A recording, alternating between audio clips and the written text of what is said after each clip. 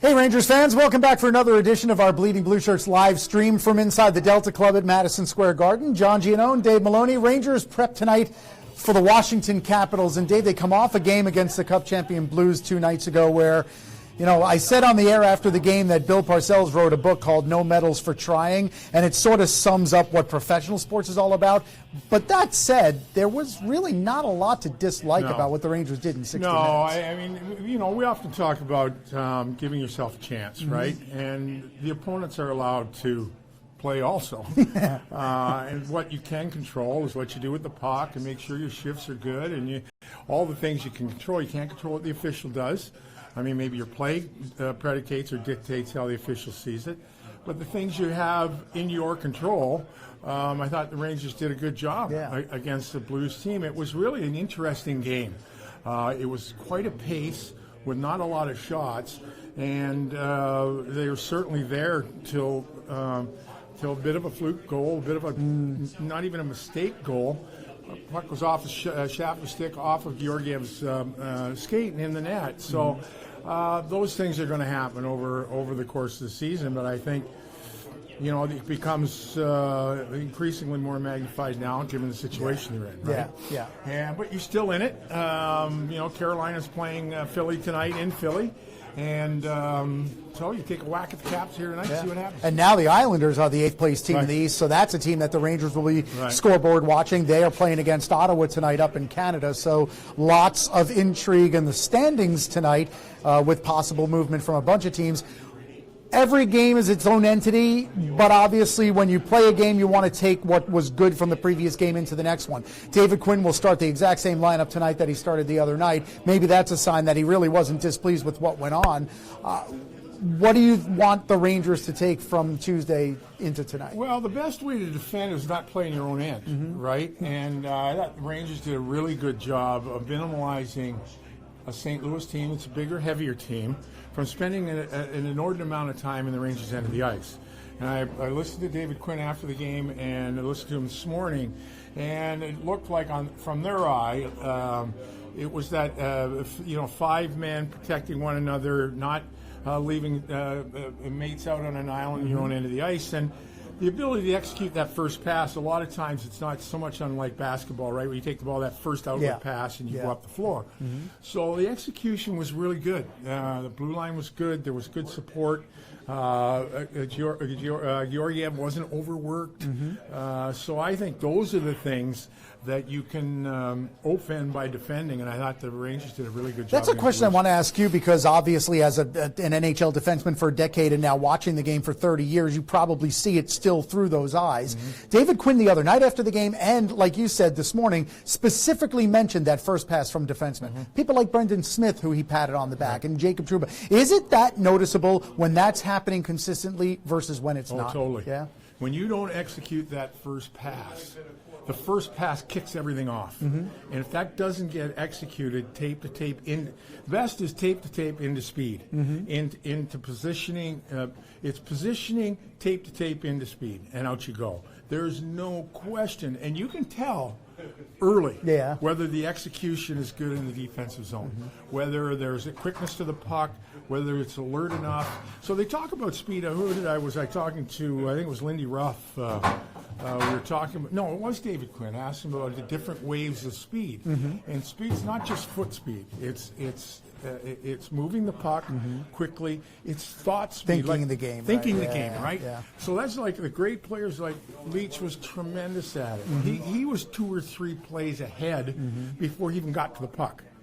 And so there's things like that, to be alert of not so much, I've got the puck, now what I'm going to do with it, is to know what it looks like, so when you get it, it's out. I know what I'm going to do before I even get it. Yeah. Totally. Hey, if you have questions, please hit us up. We'll be more than happy to answer them. If you have some comments, we'll share our thoughts about them as well. We have our guys standing by to let us know what the questions are. One of the ones I have for you is the other night, for the second straight game, no even strength goals. Are you seeing something specific in what has happened since Chris Kreider's injury? Because it's only been 1 even strength goal since then, and it was Brett Howden's in the last 30 seconds in Philly. Well, there's no question. First of all, you have to There's been an uptick in competition here. And let's not forget that. Opponent. Let's Absolutely. not. And that Flyer team, right?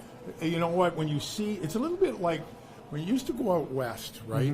And you have to play the 3 California teams. You come back 0-3, and you go, oh man, those are good teams. Yeah. Now you go out there, you can go 3-0. You think, oh boy, you're on top. But those teams aren't quite as good as they were. Right. So you're back to back against the Flyers. I watched the Flyers play the Caps last night. They are playing very well, the Flyers.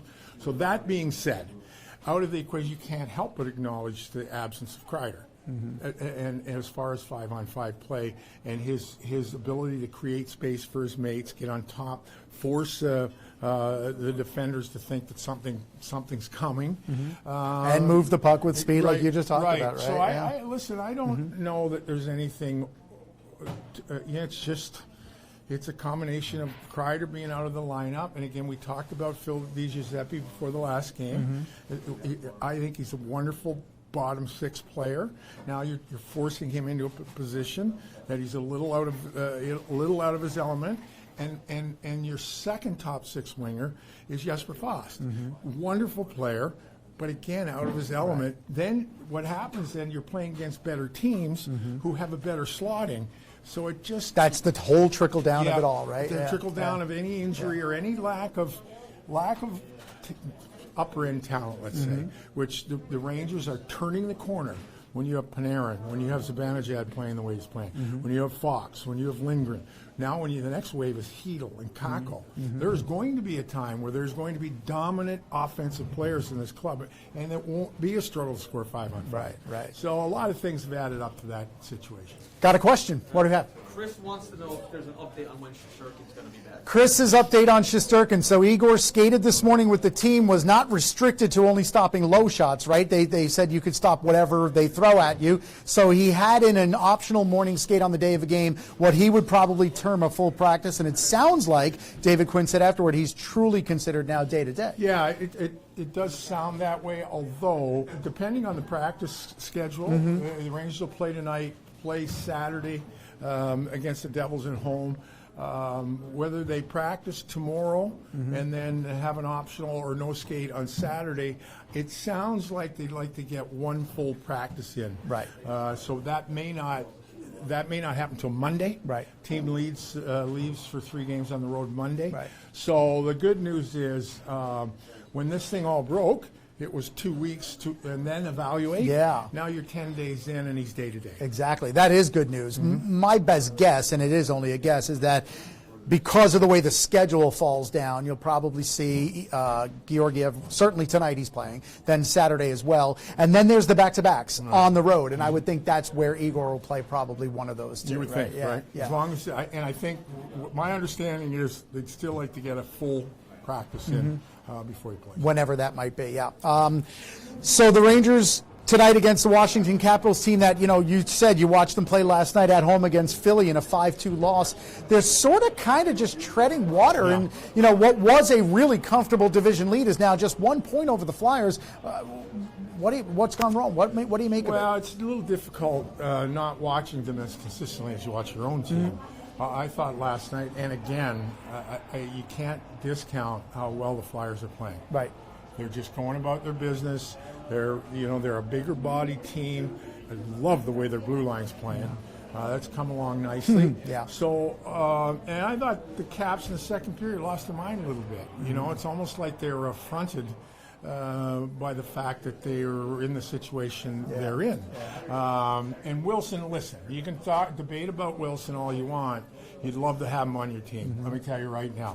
But the guy, again, he lost his mind twice. In a couple of fights. Right. And and then what happens, and we've seen it with our team. When you take consecutive penalties, it takes your offensive guys out of the rotation.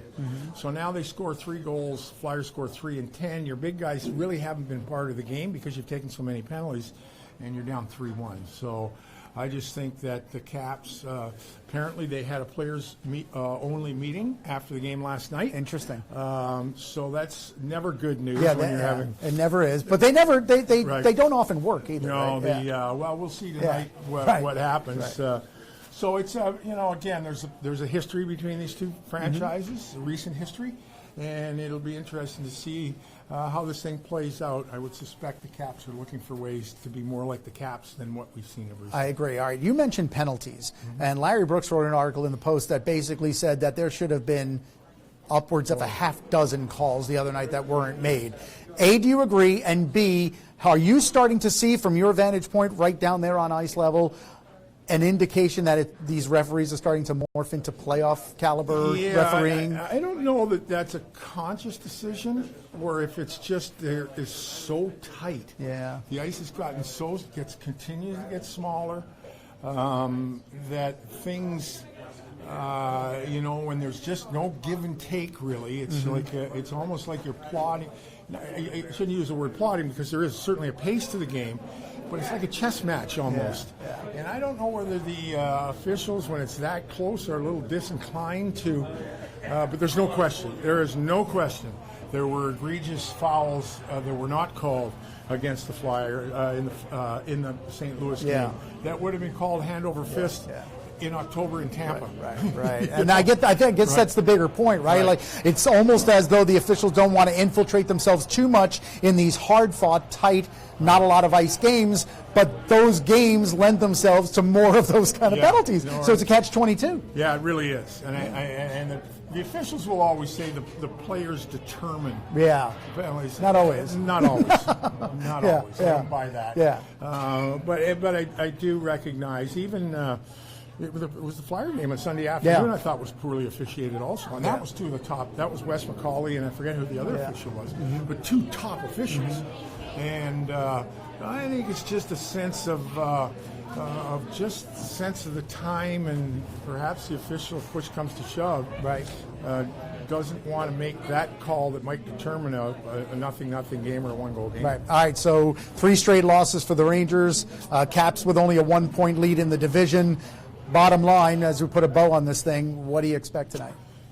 Well, again, I think the Rangers can only do what they can do. And I know that's a cliche, and I know that's all we're hearing out of the room, which is what else are you going to say, is that I think they have to continue to recognize that their game is very much predicated on support, on movement, on you're going to play another heavier team here tonight. Of course, you may have to take a hit to make a play and give a hit to make a play. March hockey, right? It's just, and the goaltending hasn't been an issue, so you can count on good goaltending. And, we just talked about penalties. This Washington power play is another thing. You go, how in the world does that power play not score every time it's on the ice? Because Ovechkin sets up. He's like death and taxes, right? You know it's coming. And you know it's coming. And he's it. done it 40 some odd times again once this year. So I just think when it gets down to it, it's a little bit of the, just play the game that you minimize your mistakes. Don't shoot yourself in the foot and take your chances. 6:30 for the pregame show on MSG. You're going to be on the bench. Who are you going to talk to? Actually, I'm going to talk to Lenny Ruff. Nice. What's your hopeful topics of conversation? What do you want to hear from him? Well, again, it's there's been a reference of how well they played in their own end. So how does it look when you're playing well in your own end from a coach's perspective? And talk about this time of the year being that time where you've got X's and O's are X's and O's, but boy, you've got to be mentally tough. Yeah, Lindy knows, right? And you're going to talk to Mark Stahl as well. Yeah, we did. Yeah. We did actually a bit of a pre-tape with Mark, and Mark's always good, very thoughtful, and he's a guy that, as I said to him before we went on, this is about your 1000th game against the Caps. And, exactly. Really counting playoffs and regular seasons, I read today he's 8 games away from 1,000. That's crazy. Incredible. It really is. Good for him. Yeah. All right, so 6:30 with the pregame. I'll be hosting with Steve Valaket. Then at 7, it's Sam Joe in the booth. Dave between the benches. We'll see you again on Bleeding Blue Shirts Saturday. Rangers Devils right here at the Garden. Thanks, guys.